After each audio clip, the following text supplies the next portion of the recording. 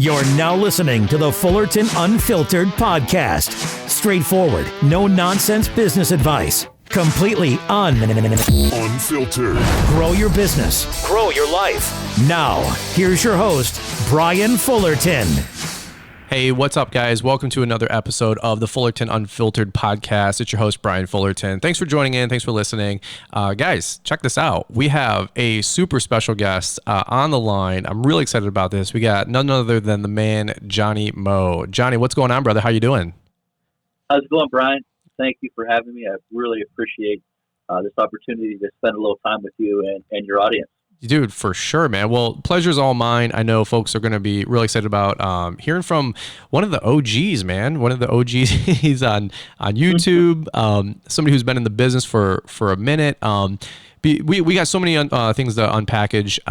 We were talking for a good half hour before we hit the record button and just catching up and getting to know each other.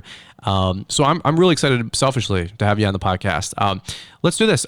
Before we dive deep, why don't you give everybody maybe your quick stats, maybe just your background and maybe a snapshot of where you're at in business today and everything you got going on. Well, thanks, Brian. I started in the lawn and landscape industry in 1996. I live in Newcastle, Pennsylvania, just north of Pittsburgh. I've been in the industry for roughly about 24 years, been on YouTube since 2014. I guess that's why I get that title, the OG. I've been around to see a lot concerning the YouTube and obviously landscape and lawn and landscape for 24 years. Wow. Okay, cool, man. So you've been around the block. You have got a really good macro of the landscape, of landscaping, which will be really cool. So let's do this. Let's hear from the announcements really quick. We're not going to waste any time, and we're going to start hearing a little bit more of your story, which I'm really excited about. Keep yourself protected as you grow your lawn care business. It's 2020. We believe you should have options other than hot and heavy earmuffs or standard earplugs to protect your hearing. Get comfortable protection you deserve with IsoTunes. Our Bluetooth headphones merge high-quality audio with noise-blocking earplugs. Certified by OSHA, IsoTunes provides protection and delivers durability to last you season after season. Visit isotunes.com to find your fit.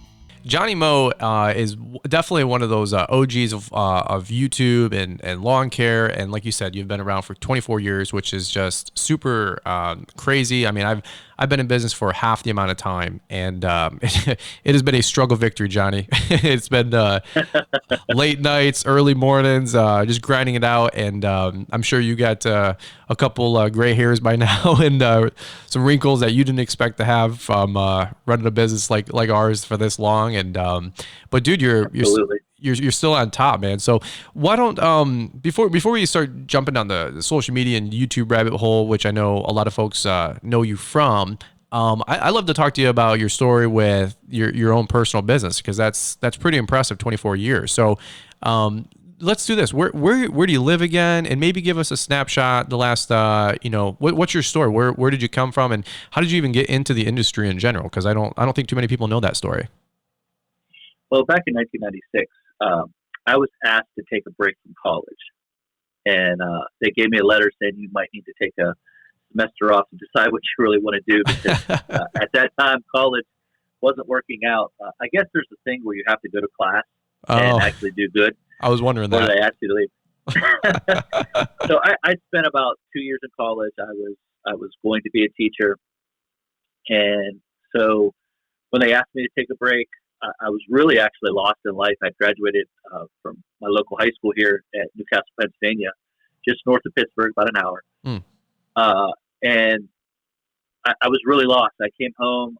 I was doing construction during the day, and I was bartending in the afternoon. I would get up. I would go work for a company from about 6 o'clock in the morning till about 2 o'clock, and then I would open up the bar at 3 o'clock, and then I'd work till 8, and then I'd go home and basically live my life.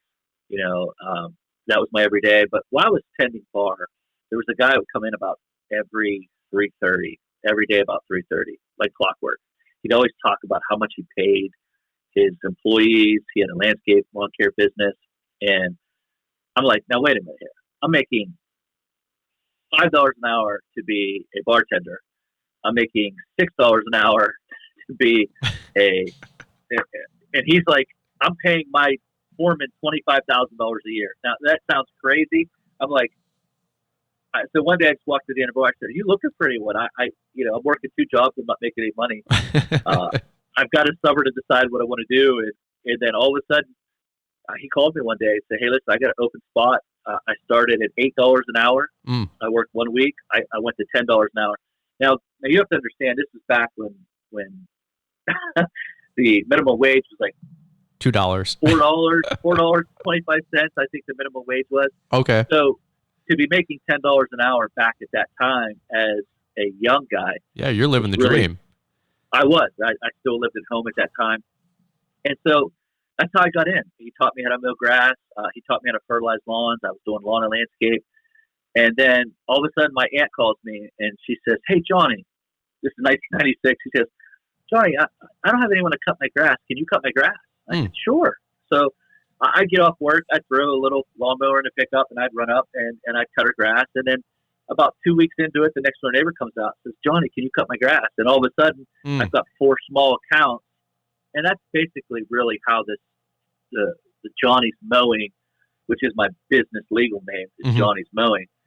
How it all came about. I was working for a company, and then I was the foreman of the mowing crew, and so we were out one day. I kept all the books. I kept all the records.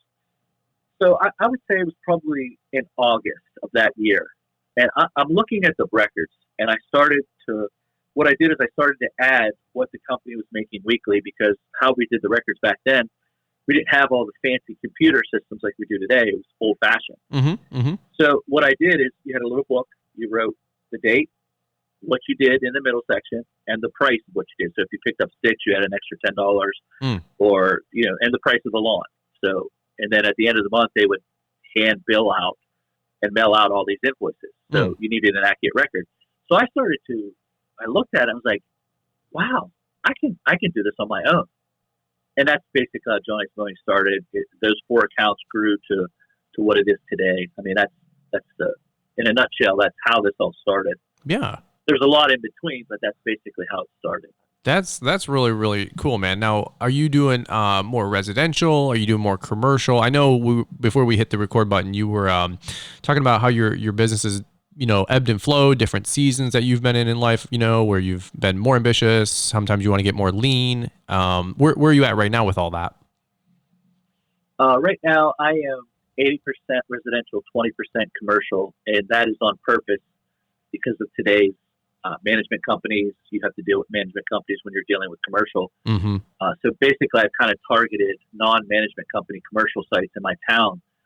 And when you're dealing with commercials, you're generally dealing with budgets, and sometimes budgets and bottom line means that you're not.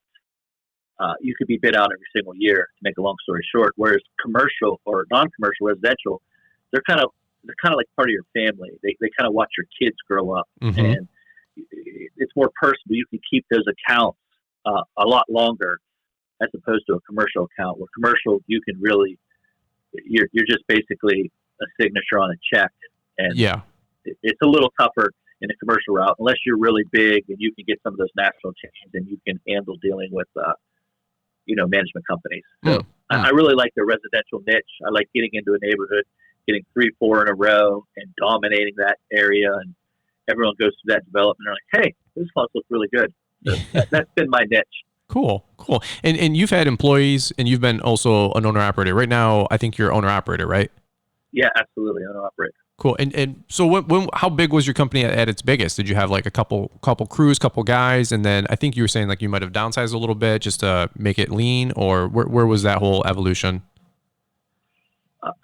My business, I was growing every single year, and then I got to the point where I needed to add an employee. So I added a helper, and then the business kept growing.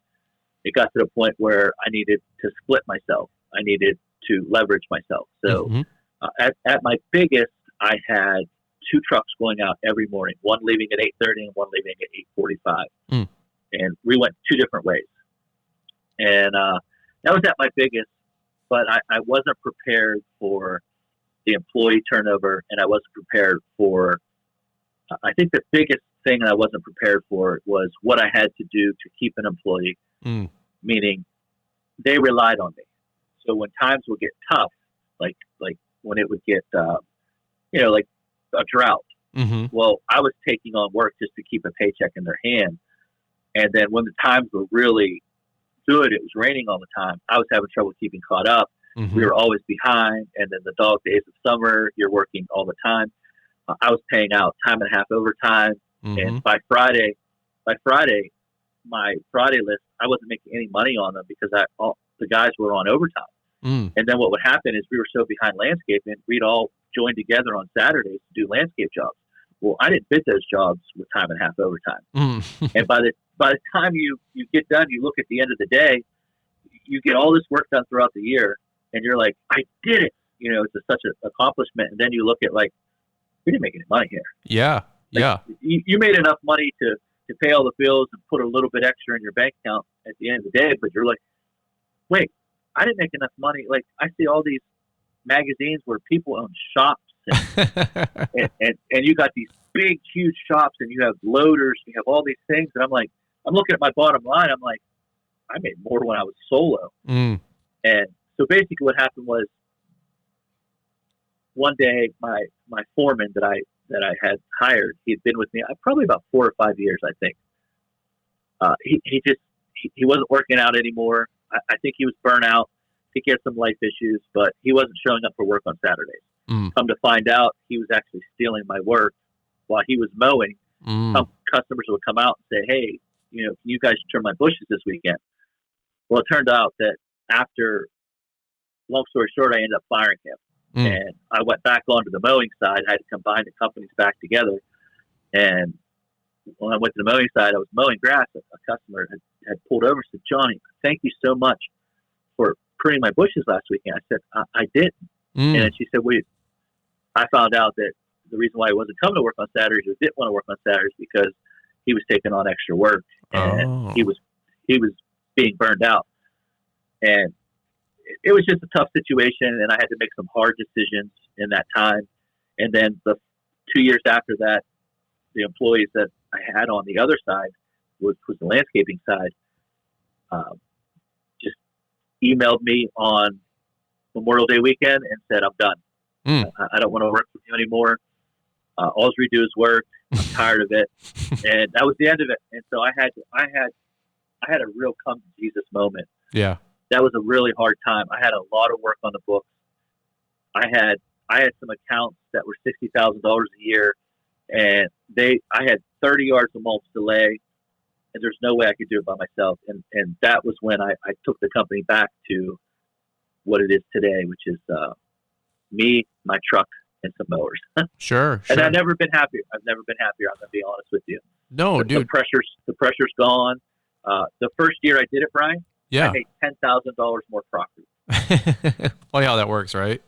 Well, and then the second year it happened, it was $22,000 more profit. That's what's up. Good for you, man. Well, and the reason, first off, I appreciate you being open about your business and just everything you got going on, because it's hard to get the unabridged version of 24 years in 24 minutes, right? So, and I know you've had different seasons and different phases, and that's something that we were talking about before we hit record, because it's like, what's the Johnny Mow story? Like, what's the real story? And you're like, dude, I've done it all. You're like, I've had the big fancy of this, I've had the big fancy of that. We've had multiple people, multiple crew, like paying out crazy payroll, and then we've also been just me in a truck with some headphones and just enjoying life. And I'm like, dude, amen to that. Because I think we had another episode just not too long before this with Corey Ballard, and he was talking about all those different phases, and he goes, sometimes like being bigger isn't always better, sometimes you just get more headaches, not more money, so there's no right or wrong answer, but you just got to figure out what works for you. But well, let's do this. We got to I want to land it here for a quick second, talking about equipment, because in 24 years you've had your fair share of using a little bit of everything. You know what I mean? And yep. I know we're going to talk about YouTube on the tail end of this, because there's so much fun, rich history there, and so many things that you're known for. But one of those things is equipment, which we can probably bring up now, because you use a lot of Toro, Exmark in the past, Ferris. You've used a little bit of everything. So what's the equipment evolution? I know for me personally how excited I was when I got my first mower, dude. Like, it was a Exmark 48-inch hydro walk behind. I felt like Donald Trump Jr. Okay. I felt like I was on like the king of the world. Okay. I was like, Absolutely. man. And by the way, when I signed on a $5,000 mower, credit, by the way, I was in business. You know, I wasn't in business when I had flyers. I wasn't in business when I had postcards or a website or a Facebook page. Okay. I was in business when I actually bought my first mower and I went, oh shit, I'm actually a lawn care guy now, you know? So, cause that bank wants their money back and there's no take backs, you know what I mean? So, what did you get started with? You said you had a push mower, and then maybe if you want to spend 4 or 5 minutes here on the evolution of some of your equipment. I know people that listen to this are really, we love talking about equipment. It's our pride and joy for owner operators, you know? So what's your story in the evolution of the equipment you've been able to use? Well, when I first started out, obviously the equipment I was introduced to in 1996 was the company's equipment, was Toro walk behinds. At that time, zero turns were not. There were some zero turns that were there, but they weren't on the market like they are now. And so, basically, at that time, everyone used Toro T-bar walk behind. Okay. And I thought that they were the best thing ever, and it was like, oh my goodness. And so that's what I started with. When I did my business, I bought a 36-inch walk behind. I bought a couple used commercial Toro mowers off my boss because he was getting out of the mowing. Oh, okay. And he was getting out of the mowing because he was going more. And by 1998, he was getting out of mowing, and he was absolutely more involved with the fertilizing aspect of it. Okay. And so when he got rid of some of the lawns, I took some of those lawns, and I ended up buying 36-inch, Toro walk behind. Also had an X-Mark. When X-Mark came out, about 1998, they ruled the market, and that X-Mark was absolutely phenomenal. Best cutting machine that I had used. And what had happened was, when I went to go buy a new X-Mark, the company, that company at that particular time went out of business. So I ended up with a Toro. We had a local Toro dealer 10 minutes from me. So I ended up with using Toro equipment for a very long time. Okay. And then as we went on, the progression went from Toro. I went to buy my second Toro, and I noticed that the prices really jumped up. With the bagger, I think I spent $10,600, and my first lawnmower, I think that X-Mark I paid $5,500. My second Toro paid $6,000. My third Toro was like $10,600, and then when I went to replace that, is where I started to really see where spending too much on mowers was an issue because they weren't lasting as long. Right. And I started to get into having crews. And when you got crews, they're not so nice to your equipment, and you're spending a lot on mowers. What was happening is there was a mower in the shop all the time. And so that's where I really started to experiment with like Ferris and Snapper Pro, and I started to realize like which deck did what, and I started to really study it. And that's when price really started to become a factor. And I ended up buying an X-Mark again, but it was the Triton deck, and it was really bad here in the Northeast. And I ended up getting rid of that, sticking with something a little closer. I started to run into the Ferris line. And basically, it was a money issue because the crews, it just seemed like they were breaking all the time. And I ended up staying in the Ferris line. And what happens is, as you get older, when you're younger, you don't care. Your body's awesome. You don't realize how much damage you're doing to your body when you're younger on these mowers. And as you get older, you should have invested in that suspension seat, or you should have maybe looked at those springs a little bit closer, because I'm 45, and I'm telling you that it adds up. It does. I mean, I can't jump off a truck anymore. I have to have pads. I have to have pads when I bend on the cement. Back then, you didn't need that. And so as I gotten older, comfort has been a big part of my equipment decision. Gotcha. That's just my story on zero turns and where we've been. Yeah, well, no, dude, I'll echo that, because it wasn't that long ago. 4 years ago, I went from my Laser Z X-Mark, Laser Z S, to the Laser Z X, and it had the ISO mount seat, the new one, and awesome. Not that full ride, my ride Toro type X-Mark suspension one with the ram, but like the just the isolate mounts and the shock absorbers, right? And oh my God, dude, like there's no doubt in my mind that if I was older and I took some of those jarring hits with my old X-Mark Laser Z with that fixed seat, you know, you hit a divot in the lawn, a little undulation, and the seat armrest, you know, smashes your kidney and you're, you know, peeing blood for a week, you know. I remember those days, man. And I got that new seat and I was like, oh, king of the castle, you know what I mean? And because it was so nice. And so I start to look for those things now too. Like, who's got the springs? Who's got the nicer seat? Who's got lights, you know? And all these little creature comforts as you turn into an old fart, right? No. So that's pretty cool. Well, I'm going to be honest with you, Brian, real quick. Yeah. I'll be honest with you. I had to get a back x-ray in the last month because I had some back issues. And my lower back, honestly, from being on those machines over those years, the space between my disc is almost gone. Wow. And for all the young guys out there, you know, I know money's an issue, but you want to save yourself, because if you're going to be in this for, you know, if you want to retire in it and you want to be solo, you're going to have to look at that when you're younger, because that's when the damage was done on those old machines that had no suspension. Yeah. And you're flying across the lawn at 8 miles an hour and you're just boom, boom, boom, boom, boom. Yep. That's where that damage was done. Well, and now I'm paying for it now. Yeah, well, dude, I mean, it's funny because like I've had friends, like I, you know, have like the twist tubes, you know, that everybody else has, the little like water twist tube things, and you know, I'll drink some of them with like glucosamine and you know, health waters and certain things like that, and you know, pH this and alkaline that, and take, you know, supplements, and folks are like, what are you doing that for? You're 25, and I'm like, listen, dude, like I'm on back then like I said, I had my Viking walk behind, but I had a sulky, and you want to talk about getting jarred, man, in your knees, you know, and oh yeah. And you know, now I use like standers and zero turns, but I mix it up, because if I sit for too long, my back aches, and if I stand for too long, like I'm like, wow, my knees, I'm 33, like they're probably not going to be here forever, like in perfect shape. And so supplementing and all that stuff is huge. But yeah, dude, when people are looking at different equipment purchases, I'm like, look, pay the other $400 for the creature comfort. You know, like it's an investment into your health, especially as an owner operator. Now, if you're running a larger outfit, and you know, like you said earlier, guys are just, you got a couple employees and they're just ripping it. They're part of the meat grinder, I call it. You know, they're coming and going, man. But make sure you get that nice comfort seat for you on the owner operator mower. You know what I mean? But absolutely. What do you guys get access to in your neck of the woods? Are you guys a little bit of everything? I know you said you've used Toro and Exmark and Ferris. What about handheld equipment while we're here? Are you have any preferences or anything that you like more than the other one? Just curious.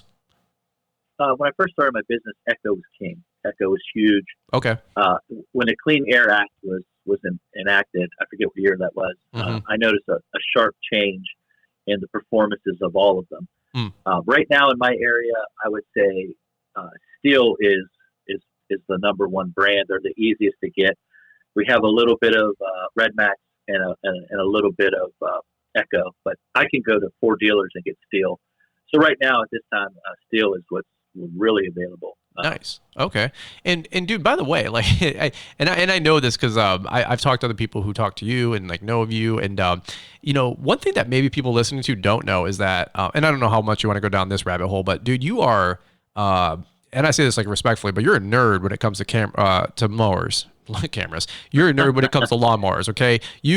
I love watching your videos on YouTube, and we'll probably get into that here in a minute. But I know that you have spent an enormous amount of time dissecting hydro pumps and hydro gears and different size pumps and different decks and different spindles and belts, and like nobody. Here's what I'll say: nobody's gonna pull a fast one on Johnny Mow. Okay, you I appreciate that. No, dude, for sure. Like I talked to somebody, like, yeah, dude, he knows like the air velocity and the FPS and the tip speed and this.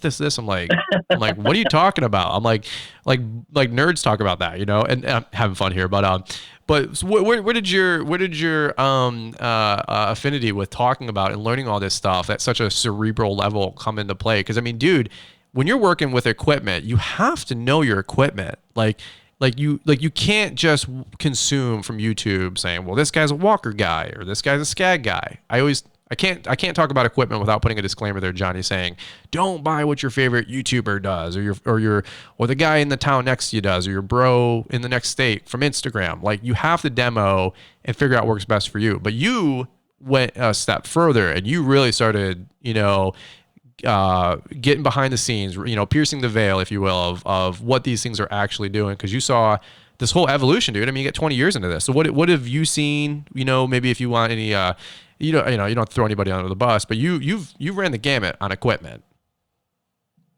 Well, selfishly, this is something I tell everyone I don't have a plan B. Like when I do an estimate, I don't have a plan B. There's no second job. And once I got into this full time, in the Northeast where I live just north of Pittsburgh, we have a very highly fertilized area. And because you're in the development, the lawns are fertilized. Well, in the spring, and this is something people just don't believe me, but in the coming videos in the months to come, I'm going to measure the lawns. I've done some measuring in the past. Okay, so I cut my lawns around here about 3 3/4. Yep. That's at the high end of where I'm at. At 4, they fall over. At 3 3/4 is about the max I can go. Sure. But I'm telling you, in 1 week, a highly fertilized lawn in spring growth, and spring growth is probably from May to about June 19th. So we're talking about 6 cuts. Mm-hmm. We're talking from 3 3/4 to 9 inches in 1 week. Holy shoot, dude. So what we have here is that your mower, if you're side discharging, it better be able to cut the mustard. Mm-hmm. And when I was going through the gamut, I'm telling you, it was a mess. And so I started to learn about decks, and Exmark kind of taught me. I was spoiled with Exmark. When Exmark came out, they had the Tri-Advantage deck. Yep. They cut unbelievable. They were the cat's meow. They were the cat's meow in the late 90s, you know what I mean? And still are, arguably. They were awesome. Yeah. And so I then I went to Toro's Superflow system. And then I realized from there that there was a difference in the cutting pattern. So then I started, and then Toro bought them. And then what they did is they took their design, which was a patent design, and they put a baffle that moves back and forth. So they took their blades and they took their baffle. You flip the deck up, you would see that those two mowers are almost identical, except for one has a baffle that moves forward to get away from the patent. Okay. And I'm like, wow, and that Toro cut awesome. Well, then as I started to get into the Ferris line and different mowers, I was demoing a lot of mowers, I started to realize that there was a big difference, and there was a reason why. And I studied those reasons why, because you really, in your area, you have to have the machine that can cut in your area. Right. And that's 100%. why I got into design. And then I started to learn that, companies make mowers for their biggest market. Most biggest markets are in Florida and down south because they buy a lot of mowers down there and they cut a lot of grass for longer. So if you're a company, think about their situation. They're like, okay, who are we going to suit this deck for? We want our biggest market to be the most satisfied so that we can have that market dominate. The company needs them. And that's what I started to learn. I started to really study the pattern, how grass goes into a deck, why it comes out that way, what blade does what, and how it reacts with what. And in all my studies, not to throw anyone else under the bus, but in all my studies, the Exmark Ultra Cut is probably the best deck-wise. Sure. For the Northeast. For what I'm doing, as long as you don't have a lot of moisture in the ground or in the blade, I tell everyone from 10 o'clock to 6 o'clock, the Ultra Cut is best, followed by the Turbo Force, and then where I'm from would be the ICD deck. And that's from a lot of studies. I mean, I've owned Skag. Yeah. I've demoed everything. And I really look at their design and how the grass, how it gets in there. Yeah, a guy just asked me a question the other day. He goes, why is the front edge of the ICD deck sloped forward? And it was such a technical question, and the answer so simplistic. He was like, I never thought of that. And the answer is because what happens is that front edge, when it hits the grass, it pushes it over. But there's about 6 inches before it hits the blade. Well, they want that to stand back up so they can get a better quality cut. Where other companies, they have used high suction and blade fans to generate that uplift to really stand the grass up. Whereas Ferris was having such a wider open, which means a lot of air escapes. So they need that grass to actually start to stand back up so they can actually cut it and get it out of the deck. Interesting. Well, I mean, and dude, I appreciate that stuff because, you gotta, like you said, you gotta master your equipment and master what you're mowing with. There's guys right now that, they might be listening to this and they're cutting grass and they're on a Skag or a Wright or like you said, an X Mark. And one thing I always say is like, you got to demo your equipment. You got to watch reviews on YouTube. That's fine. That's really, really good. But that's not where it should end. That's where it should start, because almost every dealer, to a degree has, if not one, they got 2 or 3 brands that they sell, right? Somebody might have Ferris on the floor and then Skag, or Wright and then Gravely, or, fill in your favorite brand, right? Now with us, where we live, we get access to like arguably one brand, like at my dealer, it's Xmark. And so I've just been an Xmark guy because that's what my dealer sells. It wasn't like that complicated of a decision 10, 12 years ago. You know what I mean? And that Xmark Ultra Cut deck, little plug for them. I mean, it's a machine, dude. The volume of grass it pushes out when it's wet. There's very little stragglers, like you said, from 10 to 6, you can, just blaze, cutting grass, which is awesome. But I say that just to say this, is that I've also demoed other mowers, and folks always think like I sandbag reviews, Johnny. They're like, well, you don't really shoot it straight because they're paying you off. I'm like, first off, I don't get paid off by anybody. I don't. If I did, somebody forgot to send the check, just so they know. And I'll give you my PO box, and I'll leave my PO box in the show notes. Okay, but number two, when we do sponsored content, that's different, but because we still share our honest opinion. But here's the deal: I've shared my honest opinion, and Johnny and other brands, and you and I were talking about this before we hit record. They don't want to have me review their mowers anymore because I shot it straight. I'm like, your mower doesn't cut, Kentucky Blue in Michigan in the Midwest. And so you see somebody like using one mower down in Florida and it's awesome, but you live in, rural, Minnesota or something like that, and you're trying to cut a different type of grass, and that might be the worst mower ever for you, And so the reason I even just dance on this subject while I got you on the phone, because you're one of those guys that you really have evaluated a bunch of mower decks to figure out what works best for you. And because you've been in business for a while, you've been able to cycle through, probably a dozen units, if you will. You know what I mean? And absolutely. Guys like me, I'm on 4 or 5 mowers. I'm not 10 mowers deep like you have been, and have multiple crews and have different necessities for different mowers and stuff like that compared to me, who's an owner operator. You know what I mean? So I always tell people like demo before you make a 10 grand decision. You know what I mean? Absolutely. So. Well, cool. Well, let's do this. If you want, I got about another 20, 25 minutes, and then I know, just to respect your calendar, I know you got to get running, but I want to talk to you. Maybe we can do a little transition here, talking about social media and YouTube, because I think, if you want to go down that rabbit hole with me, I know, a lot of you, listening know Johnny Mow from YouTube. And I think, you, Johnny, are one of those OG YouTube guys, I'll, like the Greg Chisholms and the Geek the Freak, and, the Keith Kalfuses and the Brian Shanes, like you're one of those original guys. The G Packard, remember G Packard? Yeah, absolutely. I hope that guy's still around, man. somebody let G Packard know I like watching his videos. He needs to make more of them, because I just seen a video of his. He just put out 2 new videos. No way. I just saw they popped up. I couldn't believe it. I don't even know what G Packard is. Is that his name or what? It's probably Gary or something like that. Well, shout out to G Packard. I'm sure he'll never listen to my podcast, but anyway. So I remember watching those guys and you and B&B, and when I got on YouTube in 2016, like you guys were one of the first couple of videos that were all promoted to me. And B&B was killing it with his Stripe game, with his drones, Jason Ambro had a couple reviews, which really inspired my channel. And then like out of nowhere,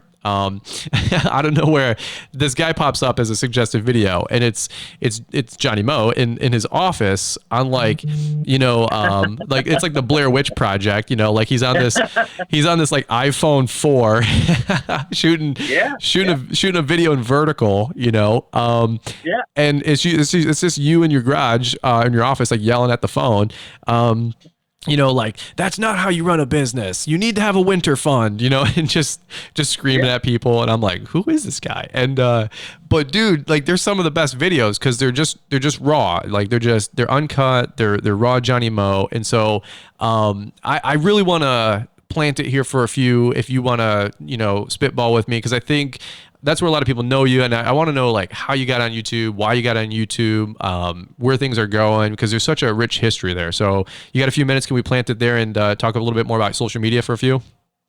Absolutely. All right, cool, dude. Well, let's do this. Let's take a break. We'll shake it up and kind of shake it out, get a sip of water here, and then we'll come right back with you guys. Step up your hearing protection game this season with ISO Tunes. Our headphones merge high-quality audio with noise-blocking earplugs. So ditch those hot and heavy muffs or upgrade your non-protective earbuds. Our newest release, ISO Tunes Pro 2.0, offers 16 hours of battery life and is completely waterproof. Treat your ears to OSHA-certified hearing protection at isotunes.com today. All right, so let's talk social media and YouTube, Johnny, because do this. Help me take a trip down memory lane, okay? Because you were telling me this story before we hit record. Like you got started in 2014, 15-ish maybe, but what helped you jump on YouTube? What helped you become the Johnny Mow that everybody gets to know today as like that guy on? It's always kind of like weighing in about like this OG perspective. Again, you got 24 years experience, and so when you make videos, you know, I have 80,000 subscribers. I get about 5, 10, 20,000 people that watch each video. You have, you know, probably 10,000. I don't even know right now. You can let everybody know, but if you have 10,000 subscribers, you have like 8,500 people watch your video.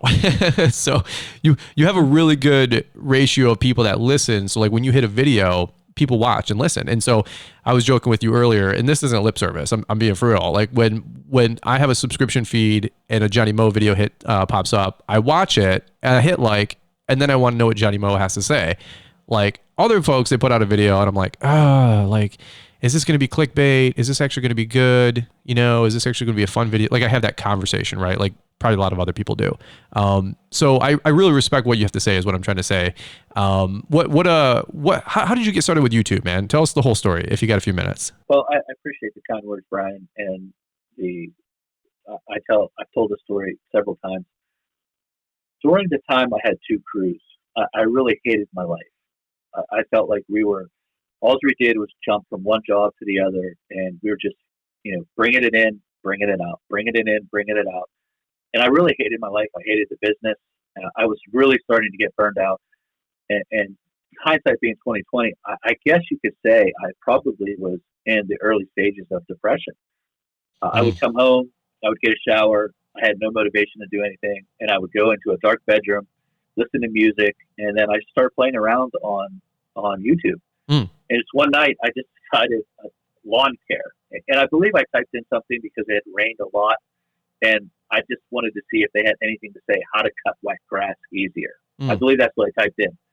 Well, Greg Chisholm came up, Keep the Freak at the time, came up, and he had did this video of random edging of a random property. And I'm like, okay, so you get this guy, he's over here, he pulls up to a property, it's not his property, but the edges were way grown over. So he jumps out of there, and he edges the whole sidewalk, he cleans it up, and then he leaves. One side's edge, the other side isn't. And he goes, I got to get out of here. These people. And I just kept imagining the homeowner coming back, pulling in the garage and looking over there and saying, what just happened to my lawn? Right. I was cracking up laughing. But what happened was I started to follow him in his daily, he was doing vlog styles. He would put them out 2 times a week. And I couldn't wait to see what he was getting himself into. And then other channels like Spencer's Lawn Care started popping up, and Jeremy and Brian Top Notch and Randy from Countryside. All these videos started popping up, and I started watching this video, and I can remember when Spencer bought his first VR 600 and how excited he was that this blower was a game changer. This blower, you know, it could get you through leaf season. It was powerful enough. It saved you time. And I remember when I bought my first Echo backpack, that was a game changer. And I remember how excited I felt. And I started to feel rejuvenated. Like, it started to bring back a passion for my business. But not only that, as I started to watch these videos, I started to notice that some of the things that they were doing and some of the business acumen wasn't on par. And I said, you know what? With my experience, I think I can help YouTube. I think I could be a part of this. I think I had no idea that I'd be an OG. I had no idea that people would hang on to every word I said. Right, I just right, right. started putting out business. I started yelling at my phone. I started, like, you got to do it this way. And I started putting out some of the stuff that made me successful, like my bid package. And all of a sudden, people were getting back to me, can you give me a copy of your bid package? Can you do this? And I realized that there is a need. There was a need, and I fulfilled a need. And it's been that way today where people, when I put out a video, there's like, you can tell that there's years of experience behind it, and it's practical. And my following is almost cult following, because the people will click on a video because they know, hey, I'm actually going to get something here that it's really going to change my life. It's going to really help me make money. Sure. And it's going to change my business. Whereas opposed, I do know the formula to get more views on YouTube. I do know how to grow my channel. And all I have to do is put a camera and show me making long grass short. And I know that there's going to be a ton of people that are going to watch that, and it's going to blow it up. And you're going to see that in the future, but you're also still going to hear that same advice that it's going to help you. And that's what I really love. I love getting those emails, those phone calls, you changed my life with what you said. And from a guy that grew up in the projects of Newcastle, Pennsylvania, to having people that actually want to hear what you have to say, and you're making a difference in someone's life in California, the Midwest, the Texas, the Florida, and just the letters that you get in the mail, they mean a lot to me. They mean a lot to me because as a kid, you're growing up in Section 8, you're on food stamps, and you're like, wow, you're making a huge impact, and you're leaving your footprint in the world. Dude, that's incredible, dude. Like I can echo that because my story is very similar. Just like making YouTube videos. I'm not here to impress anybody. I'm just documenting my life. You know what I mean? And I think you have such a unique, again, perspective because of being in business for quite a while, being a little bit older. You're a family guy. You know, you got two beautiful young daughters. You know that I know play sports at a high level, and you're super engaged with that and coaching them. And so you're busy, you know, like you're not 22 just, you know, doing YouTube videos to do YouTube videos. Like, so when you do something, I know there's like a lot of intentionality behind it, you know, usually probably just like me, I make a lot of videos on righteous anger, you know, I'm like, I don't agree with that. I'm making a different video that somebody else just made that's completely, in my opinion, maybe not the best advice, right? Or a review video, right? I'm like, no, that product sucks. Use this product instead. and I'm just having fun because everybody's got their own darn opinion out there, right? And no right or wrong answer, I guess.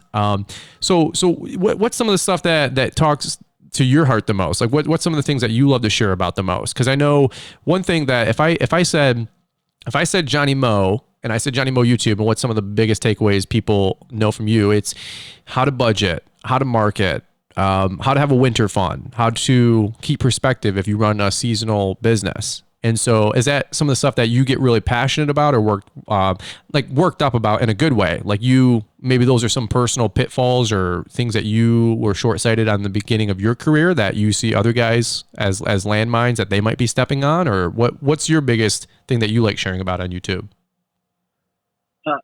Being in the business and being 45 and being in the business for 24 years, you look at things a lot different than back then. Sure. And so when you see a bunch of 20-some-year-olds making videos, the passion that I have is for them to realize that you're going to be 45 someday.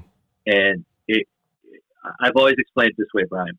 When you go to a cemetery, and I encourage people to walk around the cemetery. It sounds crazy, but every stone has a story. They have a date they were born, they have the dash, and then they have the date that they passed. The day you were born, and then you live life in the dash. And sometimes that dash is your business. And we focus so much on our business. We focus so much on the details of it. And when we get to be 60, 70, and we realize that, wow, I spent my whole life trying to own and operate a business, and I tried to do this and I tried to do it, and it didn't work out. And it was because they were fed poor advice, or the poor advice meaning they don't know their numbers. You know, we could talk about mower decks till we're blue in the face, but if you really don't know your numbers, it doesn't really matter because you're not going to afford a $16,000 X mark or $10,000 Ferris or whatever. It's about the thing that I get most passionate about is when I see really bad advice, it really makes me upset because everyone's dash is important. And what you spend and waste your time on, in the front end will affect you in the back end. And that bothers me the most.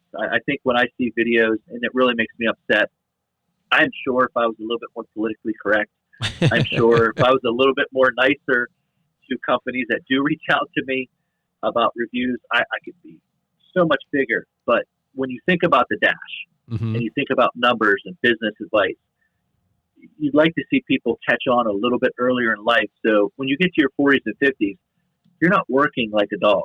You're not working in the winter. You have a winter fund. And this is, I'm not bragging. I haven't worked a winter in 15 years. And it's so great to be able to go out and coach basketball and not have to worry about, oh my God, I have to go to my second job because I didn't make enough money this year. Why didn't you make enough money? You don't ask yourself the questions that need to be answered. And then when you do ask, you don't sit around long enough to figure out the answer, and then you don't apply them. And so my biggest thing is living life in the dash and realizing that someday, as you know, Kobe Bryant's unexpected passing this week. Yep. That's a great example. This is a guy who really, because he made the best of the dash, people are hurt. People are devastated. Your life stopped on Sunday. Like where you were at on Sunday when that feed came across. Kobe Bryant died. And I think that the person who is 21 years old and sitting on YouTube and looking for solid advice and is hanging on to every word, those are things I get passionate about because I don't want them to be 38, 39 years old starting a second career like they couldn't make a go of it in the mowing or the landscaping or whatever it is. So when I do see really bad advice, that's the thing that really bugs me and sets me to make a video. Well, I think that's why a lot of people enjoy watching your videos because when you rebuttal, it's like, shoot, it's coming from the horse's mouth, and I know you would say this, you're not like the answer man, you just know what's worked best for you. You know what I mean? But, it's funny because I can echo that with, I just, like I said, we had Corey on the podcast before and I was talking to John Pajak, and and, it's kind of become like a buzz thing the last 6 months. I don't know if I just talk about it, everybody talks about it. And I say that humbly, but like, everybody's like, no, you got to know your numbers. You got to know your numbers. And I'm like, I've been saying that for a while. Other people have been saying that for a while, but now it's like everybody's saying it. Okay, well, that's fine. But it's true because for me, I was the guy, the reason I do YouTube and like I have all these videos out here is to save people so much time, energy, and frustration. Like I literally say like the videos are for the Brian's Lawn Maintenance 10 years ago that was like, throwing mud up against the wall and see what sticks, right? That's what they say. And this wasn't available 10 years ago. There was no such thing as social media, that at best it was like Lawn Forum and that Gopher guy, you know what I mean? Yeah. And even then, lawn site. Yeah, lawn site, Lawn Forum, snowforum.com, or, it's like, and even then when you would ask a question, people would just be belligerent, they're like, nobody's going to give you their trade secrets, and I'm sure there's people that hate me for giving away, the whole, cookie jar here because, here's the deal. I work hard, you work hard. My whole attitude is like, if you think Brian's Lawn Maintenance, you probably think working hard and hustling. But like, I've also tried to let people know that you have to realize that it's not like, I don't glorify the hustle. I don't glorify the struggle. The goal isn't to be the guy known for working the hardest. Not my goal. Not my goal. My goal is to, when my wife and I decide to start a family this year and have kids, I want to be known as like the present father. Like I want to be known as the present husband, and so the reason guys like me and Johnny, I think, are so passionate about giving the best advice we can at that time is because we know we've failed. We've tried things that don't work. We've tried things that aren't the most effective or the most profitable. You know what I mean? And so when I make a video or a training program or we have a live event, like these things are designed to help you guys shave time and energy off of like that struggle to help you guys have a better life. Why? So you can have a better business? Yes, but the better business, a business is nothing more, Johnny, you can correct me if I'm wrong, but a business is nothing more than a way to collect a check to pay for what you really want to do, which is your lifestyle. Oh, absolutely. You know what I mean? Said it better myself. Yeah. So like, and I learned that from Josh Latimer a year ago, and I was like, oh my God. He's like, a business is not anything more than just a tool. And I'm like, what? He's like, yeah. He's like, I don't get caught up in, my service business. And he does power washing back in the day. Right. But he's like, a business is just a business to fund your life. And I'm like, wait a minute. I thought my life was my business. He's like, that's awfully unhealthy. And I'm like, shit, I got it backwards. You know what I mean? And so, I just say that just to say, like, I love watching your videos. I know a lot of people do as well. And that's why you have the online presence you do, So let's do this. What you said something just now, and I'm like, wait a minute, what? Hold the phone. You said you're going to be doing more stuff on YouTube in 2020. I know you've ebbed and flowed on your, like you said, your investment into like doing YouTube, just because dude, it's such a time suck. Like it does take a lot of time, and especially if you want to do it quote unquote right and get the numbers and the views and the better video quality, like, and editing it. Like, people who I'm going to start YouTube. I'm like, are you into S&M? Because that's the wrong thing to do. It's long hours, low pay, and low notoriety. Okay, so don't get started for the money. But what you said, you were going to do some more videos in 2020, and you wanted to start growing your online presence and helping so many people. What's all that about? Because I think that's really exciting. I'm happy to have you more part of the community. That'd be awesome. Well, honestly, we talked about this offline. For years, I was I'm not going to sell my channel. I'm not going to monetize it. And I was watching another channel, and the guy just made a simple statement. And at the time, the community was into this thing where we were so divided. Half of it was like, you're selling out. And the other half was like, of course I'm selling out. I'm getting paid. Right. And so I was always on the I'm not selling outside, but he made a simple statement. He said that he wasn't making a lot on YouTube. He said, I'm making $150 a month, and it pays for my general liability insurance. It hit me like a ton of bricks. And I just so happened to have been going through your library. And obviously, when we talk about, for doing reviews and big channels, you're one of the biggest. And so your name comes up quite a bit in different circles. And I'm like, this guy is really hustling. This guy is really putting it out there. I mean, you're already making quality videos. You're doing your thing. And I'm like, why am I so stupid? So I didn't say anything to anyone. I monetized my channel. I started doing a little bit of editing. I started to get a few apps, and people started, Johnny, you're editing your videos. Like, what's wrong with you?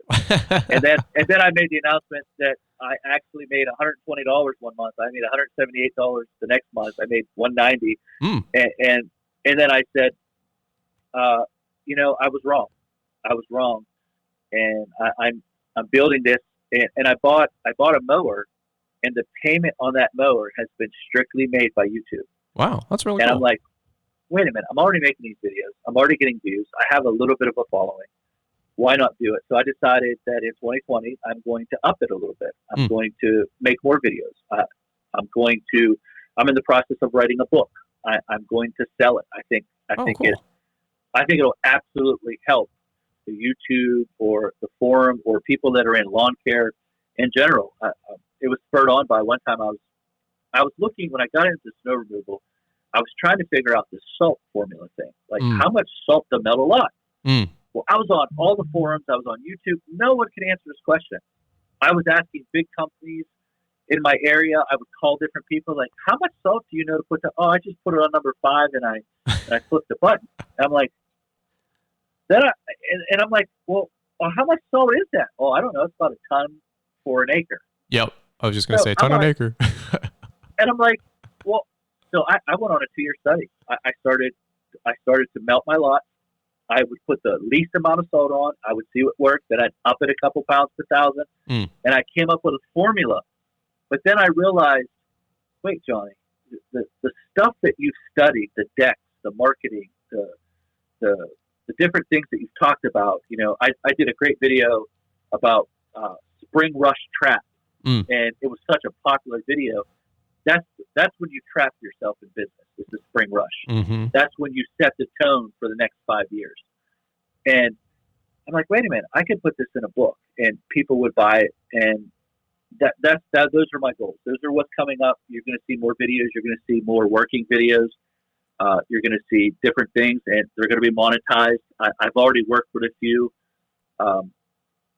companies in the past on some sponsored videos. I don't know how much sponsoring I'll do. I'm not really into the sponsoring. We've talked about that offline. It's just tough to deal with contractual wise. Yeah. So, but that's where I'm headed, Brian. Dude, I'm telling you what, man, like I'm excited about that. It's not going to cheapen or, dilute anything that you're doing, just so people know. Like that's not how it works, okay? Like anybody who says that, they're lying to you or they're jealous, okay? It only enhances the community because now there's somebody who's intelligent behind the scenes, i.e. Johnny, and now you get to have this platform to, share more good stuff with your business and business mindset and advice, which, like I said, selfishly, I'm a fan. So I low key, I told Johnny this before we hit record. I'm like, Johnny, you don't have no idea like how cool it is for me to even have you on the phone, like to even have a conversation. Like, dude, you're the GOAT, one of the OGs, right? So anytime that I can get more content from you, I'm just selfishly excited. And I know, a lot of people that are going to be listening to this are too. So that's really, really good, man. 2020, I think, is going to be a really, really healthy, good year for a lot of folks. And I was saying earlier that if I somehow can get myself over to Pennsylvania and I get a window, I'd love to do a video, and a collab with you. And I think we were talking that you might even have a sliver of a chance, but a chance that you might be in the Metro Detroit area sometime this spring. And so I was like, dude, if you're around town, man, love to do a video, and just to cross audiences and let everybody know that you exist on my channel. Cause, dude, you're one of those guys that just, when you talk, man, people listen. We were joking about E.F. Hutton. I'm like, when Johnny Mow talks, people listen. And, those millennials listen to this right now. They're like, who the hell is E.F. Hutton, Johnny? So, but, any which way, well, here's the deal. Guys, honestly, Johnny Mow and I, we could talk for hours on end. In fact, I'd love to, but I want to be super respectful to Johnny's calendar because he had to bounce here in about a quick minute, and so I didn't want to go past that mark for him. But I'll give you like the open mic, man. Last 30, 60 seconds. Anything that you want to really press in while people are listening in, that whether it's a final tip or a final lesson. If you can, also, by the way, plug your socials. Let everybody know where they can find you. I think that'd be really healthy. Absolutely. Brian, I'd like to thank you for giving me the opportunity to not only do this podcast, but we talked for about 40 minutes before we got on. I got to know you a little bit better. You got to know me, and it was awesome, that conversation time. For people that want to reach out to me, I have an Instagram, Johnny Mow 1. YouTube is obviously just type in Johnny Mow, and you will find a plethora of videos. And honestly, the last tip that I would like to say is live life in the dash. Go to church, have a relationship with Jesus Christ, and live your life the way that will honor and make others really, really look, and just leave your mark, your footprint here on earth. That's awesome. That's like some solid stuff. That's something that somebody with a little bit of wisdom would say. I like it. Most young guys are like, dude, go make more money, So, yeah. Dude, amen to that, bro. Like that's some solid stuff. I always tell people, man, like you got to take the serious stuff in life serious. The rest of it, it's all fodder anyway, And so, all right. Well, without further, of an outro and beating a dead horse, I want to just say thanks again for jumping on the podcast. Maybe you don't have to commit to it, but if you want, maybe we can get a mid-season update with Johnny Mow. Maybe we'll do this again sometime midsummer, see where your business is at, and see what you got going on. What do you think? Is that an opportunity? It sounds good. Let's do it. Cool, dude. I love it. All right, guys. Well, hey, that's it from me. If you guys enjoyed the podcast, please do me a quick favor. It takes 2 seconds. Look back down at your phone. You're going to pick the next track anyway. Hit a 5-star review on it. Maybe leave a comment. Let everybody know if you like it. If you don't like the podcast, no problem. Hit a 5-star review. We appreciate you. And just having fun. You got to make the algorithm work. That's how these things work, guys. So we appreciate you listening. And guys, that's another episode of Fullerton Unfiltered. We'll catch up with you guys on the next one. Thanks for taking the time to listen to the Fullerton Unfiltered podcast with Brian Fullerton. We hope you enjoyed this production. If so, please consider leaving us a 5-star review for the show. While the techniques and ideas presented here are designed to help you grow a more successful and profitable business, no one can guarantee these results for you. We want to emphasize that entrepreneurship is not easy, and the ideas presented here are just the opinions of Brian Fullerton and his respective guests. No one can guarantee success for you. That being said, we hope the ideas presented here help you and motivate you to go on out there and crush it with your own business. Fullerton Unfiltered Podcast. Thanks for listening, and we hope to see you on the next episode.